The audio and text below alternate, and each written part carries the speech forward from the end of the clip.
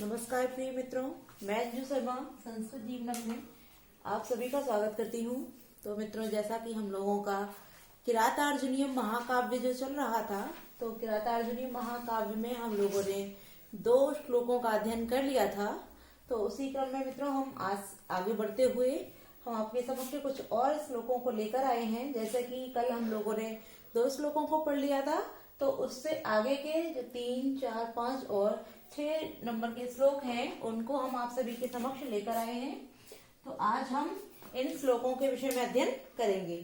तो मित्रों, हम सभी जानते हैं जैसा कि जो हमारे किरातार्जुनीय ग्रंथ है वो महाकवि भारवी कृत है और इसका प्रथम जो सर्ग है वो हमारे एलटी और टीजीटी दोनों के पाठ्यक्रम के अंतर्गत रखा गया है। तो मित्रों, कुछ हमारे मित्र भी हैं जो हमारी वीडियो के साथ ऑनलाइन जुड़े हैं, जैसे कि प्रियंका जोशी जी हैं, आर.के. चौधरी जी हैं, सुधीर पाल जी हैं और पायल यादव जी हैं। साथ ही साथ उर्जिता पटेल जी भी हैं, जो नए मित्र हमारी वीडियो के साथ लाइव जुड़े हैं। तो मित्रों, आप सभी लोग लाइव आया कीजिए और वीडियो की लिंक को अपने मित्रों के साथ शेयर किया कीजिए। साथ ही साथ वीडियो को, अगर वीडियो आप सभी को पसंद आती तो वीडियो को लाइक अवश्य किया कीजिए मित्रों। तो चलिए हम लोग अपने तीसरे श्लोक की ओर बढ़ते हैं, जो कि वंशस्थ छंद में ही लिखा गया है। तो इसको हम पहले वाचन करते हैं इसका, और उसके पश्चात हम इसके अर्थ को जानते हैं। तो जो हमारा वंशस्थ छंद में लिखा हुआ तीसरा श्लोक है, इसका हम वाचन करते हैं। आइए मित्रों, आप सभी लोग मेरे साथ वाचन कीजिए। दुष्यां विघाताय विधातुमिच्छतो रहस्यनुज्ञामधिगम्य भूभृतः ससौष्ठवोदार्य विशेषशालिनीं विनिश्चितार्थामिति वाचमाददे। तो ये जो हमारा मित्रों तीसरा श्लोक है ये वंशस्थ छंद में ही है। जैसा कि हमने आप सभी को बताया था कि किरातार्जुनीयम के जो 44 प्रथम सर्ग के जो 44 श्लोक हैं वो वंशस्थ छंद में है। 45वें श्लोक में पुष्पिताग्र छंद और 46वें श्लोक में मालिनी छंद का वर्णन किया गया है। तो जो वंशस्थ छंद में दिया है, आइए मित्रों हमने इसका वाचन तो कर लिया, अब इसके अर्थ को भी जानते हैं। तो इसमें जो वनेचर होता है वो युधिष्ठिर से अपनी वाणी को कहने से पहले ही उनसे आज्ञा को प्राप्त करने के लिए बोलता है कि द्विषाम अर्थात शत्रुओं के, विघाताय नाश के लिए, विधातुम प्रयत्नों के लिए, इच्छितो इच्छा करने वाले। तो शत्रुओं के नाश के लिए प्रयत्नों की इच्छा करने वाले भूभृता। अब भूभृता से तात्पर्य है मित्रों यहाँ पर भूभृता अर्थात राजा लोग। अब यहाँ राजा कौन है? राजा यहाँ युधिष्ठिर के विषय में वर्णन किया गया है, क्योंकि जो वनेचर होता है वो अपने जो भी विचार प्रकट करता है, क्योंकि यहाँ जो युधिष्ठिर होते हैं उन्होंने ही वनेचर को वहां भेजा होता है कि जाओ और जो दुर्योधन है उसके साथ ही साथ प्रजाओं की जो संपूर्ण वृत्तांत है, व्यवहार है, उसको जान करके आप आइए। तो उसको जानने के लिए मित्रों भेजते हैं। तो जब वनेचर वहां से लौट कर आता है तो वो युधिष्ठिर से अपनी वाणी को कहना आरंभ करता है। उससे पहले वो कुछ वर्णन करता है, ये बोलता है कि जो शत्रु है, शत्रु अर्थात दुर्योधन के, विघाताय नाश के लिए, विधातुम इच्छितो यानी कि जो प्रयत्न करने के इच्छित हैं, ऐसे भूभृत राजा अर्थात युधिष्ठिर से रहस्य अनुज्ञाम, यहाँ मित्रों यड़ संधि का विधान किया गया। रहस्य घन अनुज्ञाम, यहाँ यड़ संधि आई है। तो रहस्य अर्थात एकांत में, अनुज्ञाम आज्ञा को, अधिगम्य अर्थात प्राप्त करके, माने कौन? वह वनेचर।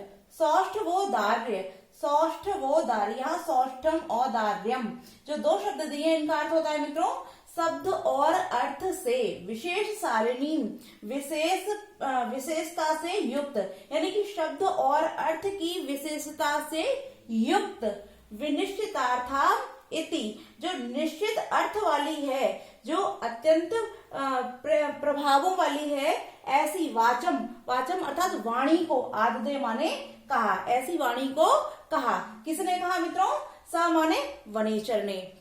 तो यहाँ जो वनेचर होता है वो संपूर्ण वृत्तांत को बताने के लिए उनसे रहस्य अनुज्ञाम, रहस्य अर्थात एकांत में अनुज्ञा, जो आज्ञा होती है उसको प्राप्त करके, क्योंकि वो युधिष्ठिर की आज्ञा से ही वहां जाता है। तो युधिष्ठिर की आज्ञा को प्राप्त करने के बाद ही मित्रों वो अपनी वाणी को कहना आरंभ करता है। तो हमने एक एक शब्द करके इसका अर्थ जान लिया। पुनः एक बार इसका अध्ययन कर लेते हैं कि द्विषाम विघाताय, द्विषाम अर्थात जो शत्रु हैं उनके विघाताय, यहाँ चतुर्थी विभक्ति है मित्रों, हन धातु है, विघाताय हन धातु, और अगर प्रत्यय की दृष्टि से देखें तो यहाँ ल्यप प्रत्यय है, वि उपसर्ग पूर्वक जो कत्व प्रत्यय करके अर्थ में भी लिया जाता है, किंतु यहाँ चतुर्थी व्यक्ति का विधान किया गया, अर्थात विघाताय मारने के लिए या उनके वध के लिए या विनाश के लिए, विधातुम यहाँ तुमुन प्रत्यय प्रयुक्त है, तो प्रयत्नों की इच्छितो इच्छा करने वाले भूव्रता राजा युधिष्ठिर से रहसी एकांत में अनुज्ञाम आज्ञा को अधिगम्य माने प्राप्त करके।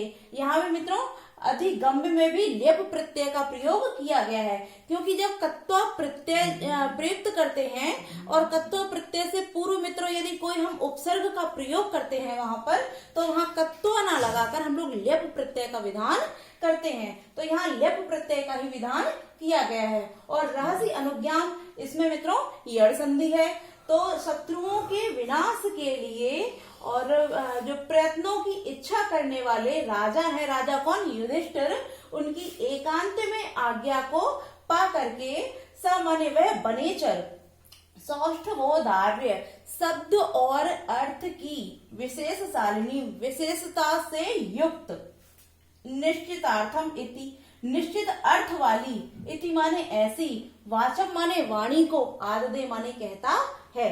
और मित्रों जहाँ आददे आया है ये आत्मने पद लिट लकार में प्रयुक्त हुआ है। तो इसका अर्थ क्या हो गया कि जो वनेचर होता है वो दुर्योधन के संपूर्ण वृत्तांत को बता करके और जो दुर्योधन अर्थात शत्रु को मारने के लिए जो प्रयत्नरत होते हैं युधिष्ठिर होते हैं, ऐसे राजा को एकांत में ले जाकर उनसे उनकी आज्ञा को प्राप्त करके अपनी शब्द और अर्थ से युक्त विशेषता से युक्त निश्चित अर्थ वाली उस वाणी को युधिष्ठिर के समक्ष प्रस्तुत करता है या कहता है। अब अगले श्लोक में मित्रों कहा गया है कि अब वो अपने वृत्तांत को बताना आरंभ करता है। तो इसमें क्या बताता है, तो हम पहले चौथे जो हमारा चौथा श्लोक है इसका भी वाचन कर लेते हैं। क्रियासु युक्तैर निर्पाचारु चक्षुषो न वंचनीया प्रभवो न जीविभिः अतोर्हर्षि छन्तुम साधु साधु वा हितं मनोहारि च दुर्लभं वचः। हमारा जो मित्रों चौथा श्लोक है इसमें जो ये जो नीचे वाली लाइन दी गई है, कल भी हमने आप सभी को बताया था कि कुछ हमारे श्लोक ऐसे होते हैं जो उनमें सूक्ति लाइन दी होती है। तो हमारा जो चौथा श्लोक है, चौथे श्लोक का जो चौथा चरण है अर्थात जो अंतिम लाइन है ये हमारी सूक्ति वर्ण है। और सूक्ति का अर्थ भी मैंने बताया, सुउक्ति अर्थात जो बहुत थोड़े से शब्दों में बहुत अच्छी व्याख्या करते हैं, यानी कि बहुत बड़े सार को कहते हैं और जो हम सभी के लिए प्रेरणार्थक होते हैं, वही सूक्ति शब्द कहलाते हैं। तो जो हमारा ये हितम मनोहारी च दुर्लभम बचा है मित्रों, ये हमारा सूक्ति है। तो आप लोग इन सूक्ति पंक्तियों को भी नोट करते जाइए। तो इसका अर्थ हम जानते हैं मित्रों। तो यहाँ जो लिखा हुआ है नृपः, यहाँ से इसका अर्थ आरंभ करते हैं। तो नृपः को अर्थात जो युधिष्ठिर होते हैं उनको संबोधित करते हुए जो वनेचर होता है वो कहता है कि नृपः हे राजन, क्रियाशु युक्तई, क्रियाशु अर्थात क्रियाओं में, युक्तई जिसको नियुक्त किया गया था, ऐसा वनेचर अर्थात जो हे नृपः हे राजन युधिष्ठिर, क्रियासु युक्तई क्रियाओं में जो नियुक्त किए गए हैं, ऐसे अनुजीवी भी जो सेवक जन होते हैं। यहाँ में मित्रों देखिए युक्तई में तृतीया विभक्ति बहुवचन का प्रयोग किया गया है और जो अनुजीवी भी है ये भी तृतीया विभक्ति बहुवचन में ही प्रयुक्त है। अब ये जो युक्तई और अनुजीवी भी है तो ये अनुजीवी भी का ही यहाँ जो युक्तई है वो विशेषण दिया गया है। तो यहाँ बोलता है वनेचर के हे नृपः हे राजन हे युधिष्ठिर, क्रियासु युक्तई क्रियाओं में युक्त किए गए, अनुजीवी भी अर्थात सेवकों के द्वारा, चार चक्षुषो, यहाँ चार चक्षुषो किसको बोला गया मित्रों, युधिष्ठिर को, क्योंकि चार चक्षुषो चार नेत्रों वाले कौन, राजा लोग, प्रभुओ अर्थात राजा लोग। न वंचनीय, न माने नहीं और वंचनीय माने ठगे जाने योग्य है, अर्थात कि हे राजन हे युधिष्ठिर, क्रियाओं में नियुक्त किए गए सेवकों के द्वारा। जो 4 नेत्रों वाले राजा लोग होते हैं, अब वो 4 नेत्र कैसे होते हैं मित्रों? जो गुप्तचरी 4 नेत्रों वाले राजा लोग होते हैं, प्रभुओं अर्थात राजा लोग जो हैं, वो न वंचनीय अर्थात ठगे जाने योग्य न माने नहीं होते हैं। तो हे राजन, जो हम जैसे सेवकों को नियुक्त करते हैं, कौन? आप जैसे 4 आंखों वाले या 4 नेत्रों वाले राजा लोग होते हैं, वो हम जैसे सेवकों के द्वारा ठगे जाने योग्य नहीं है। आगे क्या बोलता है मित्रों? अतः अर्हसि क्षन्तुम साधु साधु वा। अतः अर्थात इसलिए, क्षन्तुम क्षमा करने योग्य है, असाधु अप्रिय अर्थात यदि मैं कुछ कटु वचन बोलूं, व अथवा साधु या साधु अर्थात प्रिय वचन बोलूं, तो अतः इसलिए क्षन्तुम क्षमा करने योग्य है। क्या क्षमा करने योग्य है? कि असाधु जो मैं अप्रिय बोलूं, व अथवा साधु या प्रिय बोलूं, उसको अर्हसि यानी कि योग्य है। कैसा? क्षन्तुम क्षमा करने के योग्य है। तो इसीलिए हे राजन, जो मैं अप्रिय या प्रिय बोलूंगा या कहूंगा, वो क्षमा करने के योग्य है। अब आगे बोलता है कि हितम मनोहारी च दुर्लभम बचः। हितम अर्थात जो हितकर भी हो, च माने और, मनोहारी मन को हरने वाले भी हों। हरने वाले अर्थात जो हमारे मन को लुभाते हों, अच्छे लगते हों, ऐसे वचन। वचः यहाँ दिया, वचः यानी कि वचन। तो हितम जो हमारे हितकर भी हो और कैसे हो मित्रों? मनोहारी मन को अच्छे भी लगे, ऐसे वचः अर्थात वचन दुर्लभम दुर्लभ होते हैं। दुर्लभ का तात्पर्य मित्रों कठिनाई से प्राप्त करने योग्य होते हैं। तो यहाँ जो हमारा वनेचर होता है, वो अपनी वाणी को रखने से पूर्व यानी कि अपने वचनों को युधिष्ठिर से कहने से पूर्व ही यहाँ वो युधिष्ठिर से अपने लिए, क्योंकि जो वो दुर्योधन के वृत्तांत को जानकर आया है, उसको बताने के लिए, क्योंकि उन्हें मालूम होता है कि दुर्योधन को यदि वृत्तांत को हम बताएंगे और संपूर्ण सटीक बताएंगे, तो उनमें बहुत सारी चीजें ऐसी हैं जो इनके लिए अच्छी नहीं है, अर्थात इनको बुरा लग सकता है और कुछ प्रिय भी हो सकती हैं। तो वो बताने से पूर्व ही मित्रों युधिष्ठिर से क्षमा प्रार्थना कर लेता है। तो क्षमा प्रार्थना करने से पहले ही वो बोल देता है कि नृपा हे राजन, जो क्रियाओं में, क्रियासु यहाँ सप्तमी व्यक्ति बहुवचन का प्रयोग किया गया, क्रियासु क्रियाओं में, युक्त अनुजीवी नियुक्त किया गया है ऐसे अनुजीवी सेवकों के द्वारा।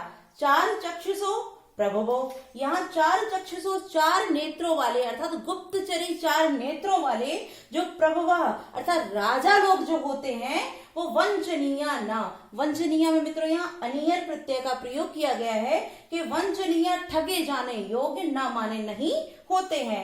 तो हे राजन, मैं आपसे कुछ भी कहना आरंभ करूं उससे पहले ही मैं आपको बता दूं कि मुझको आपने कुछ क्रियाओं में नियुक्त किया गया था, तो मेरे जैसे सेवकों के द्वारा आप 4 नेत्रों वाले राजा लोग ठगे जाने योग्य नहीं है।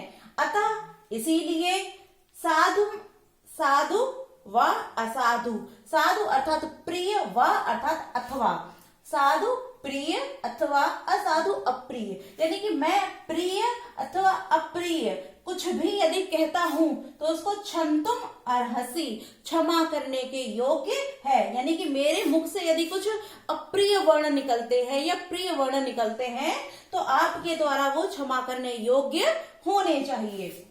अब क्या होने चाहिए मित्रों? तो ये जो हमारी सूक्ति लाइन है, इसमें बताया गया है कि हितम मनोहारी च दुर्लभम बचः। हितम जो हित कर भी हो, मतलब जो हमारा हित भी करे और हमारे मन को अच्छे भी लगे, ऐसे वचः, वचः अर्थात वाणी या वचन दुर्लभम दुर्लभ होते हैं। जैसे कि मित्रों आप सभी ने सुना होगा कि जो दवाई होती है, औषधि होती है, जो हमें अधिक फायदा करती है या बहुत जल्दी फायदा करती है, वो हमेशा कड़वी ही होती है। तो वही चीज यहाँ बताई गई है कि जो वचन हमारे हित में होते हैं या जो चीज हमें हमारे हित में होती है, वो हमेशा हम लोगों को बुरी ही लगती है। तो जो हमारे मन को भी अच्छे लगे और हितकर भी हो, ऐसी चीज बहुत ही कठिनाई से प्राप्त करने योग्य होती है। ठीक है मित्रों, तो द्वितीय श्लोक का अर्थ भी हम लोगों ने जान लिया। हम आगे बढ़ते हैं। तो जो हमारा 5वां श्लोक है उसका हम वाचन कर लेते हैं मित्रों। सखिं सखा साधुन शास्त्रयोधिपम् हितान्य संसृणते सखिं प्रभु सदानुकूलेषु हि कुर्वते रतिम् नृपेषु च सर्वसंपदा। तो इस श्लोक में मित्रों वनेचर कहने आरंभ करता है, क्योंकि वो पहले ही अपनी वाणी को रख चुका होता है, उसके बाद में कहना आरंभ करता है कि यहां से हम इसका जो अर्थ लेंगे, यह अधिपम, यह अर्थात जो, अधिपम अर्थात राजा लोग होते हैं उनको साधु न शास्ति, साधु अर्थात प्रिय, न माने नहीं, शास्ति माने उपदेशित करता है, कि जो राजा लोगों को प्रिय उपदेश नहीं देते हैं। स किम सखा, स माने वह, किम माने क्या, सखा अर्थात मित्र होते हैं। क्या वह मित्र होते हैं? कौन? जो राजाओं को प्रिय उपदेश नहीं देते हैं। यहाँ प्रिय से तात्पर्य है मित्रों हितकर, जो राजाओं को उनके हित की बात को नहीं बताते हैं, क्या वह सखा अर्थात मित्र या मंत्री होते हैं। अगले लाइन में बोलता है कि हितान्य संसृणते स किम प्रभु, हितात न, जो हित, अब यहाँ भी मित्रों संधि की गई है, यहाँ पर सवर्ण संधि का विधान किया गया है, हितात धन न, तो यहाँ हितान्य जो लिखा हुआ है हितात धन न हो जाएगा, कि यह माने जो, हितात हित की, न माने नहीं, संसृणते सुनते हैं, जो हित की बात को नहीं सुनते हैं, अर्थात जो हितकर उपदेशों को, जो हमारे हित में हो या हमारे राज्य के विषय के हित में हो, ऐसी बातों को न माने नहीं, संसृणते माने सुनते हैं। स किम प्रभु, स माने वह, किम माने क्या, प्रभु अर्थात स्वामी या राजा होते हैं। क्या वह राजा होते हैं? तो जो राजाओं को अच्छे उपदेश नहीं देते हैं, क्या वह मित्र होते हैं? और जो अपने हित की बातों को न माने नहीं, संसृणते माने सुनते हैं, क्या वह प्रभु अर्थात स्वामी होते हैं। आगे बोलता है मित्रों वनेचर, ही माने क्योंकि, सदानुकूलेषु सदा अनुकूल होने से, किसके?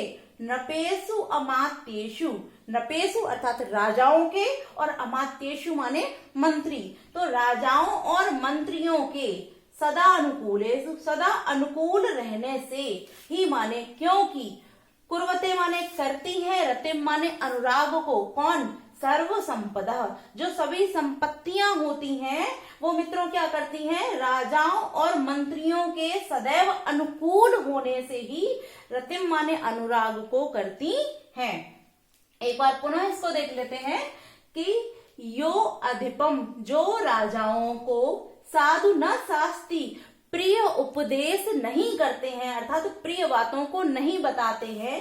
स किम सखा, क्या वह मित्र या मंत्री होते हैं। तो यहाँ जो मित्रों किम सखा है, इसमें हमारा प्रादि तत्पुरुष समास अर्थात तत्पुरुष समास का विधान किया गया है। उसी प्रकार जो किम प्रभु है, यहाँ भी हमारा तत्पुरुष समास दिया गया है। तो जो राजाओं को साधु अर्थात प्रिय बातों को उपदेशित नहीं करते हैं, क्या वो मित्र या मंत्री होते हैं। हितान्य या माने जो हित की बात को, न माने नहीं, संसृणते माने सुनते हैं, क्या वह राजा होते हैं। क्योंकि नृपेषु अमात्येषु, यहाँ मित्रों सप्तमी विभक्ति बहुवचन में वर्णन किया गया नृपेषु और अमात्येषु दोनों का, क्योंकि यहाँ जो सदानुकूलेषु है ये इसी के विशेषण के तौर पे यहाँ प्रयोग किया गया है। तो क्योंकि राजाओं और मंत्रियों के सदैव अनुकूल रहने पर, अनुकूल अर्थात वह राजा जो कह रहे हैं उसका पालन मंत्री लोग करें, और मंत्री जो बोलते हैं उसका पालन या उस चीज को स्वीकारना या उसके विषय में विचार करना राजाओं का कर्तव्य भी होना चाहिए।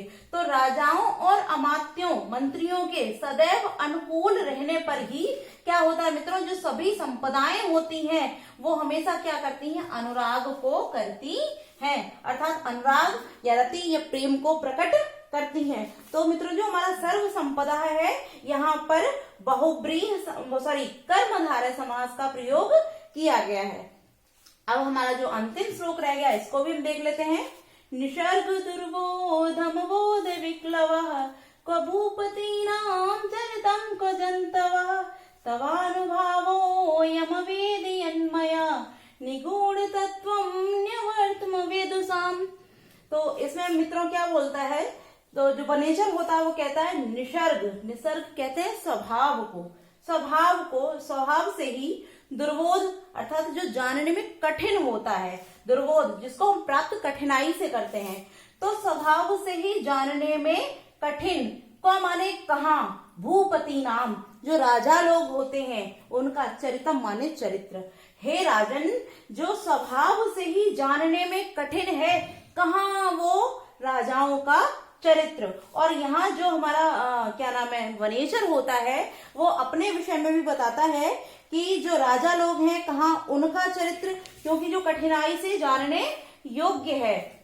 और फिर क्या बोलता है, क्व जंतवा, कहाँ, अबोध विक्लवा, अबोध अर्थात अज्ञान से, विक्लवा विमूढ़, क्व जंतवा, कहाँ, जंतवा यानी कि हम जैसे प्राणी।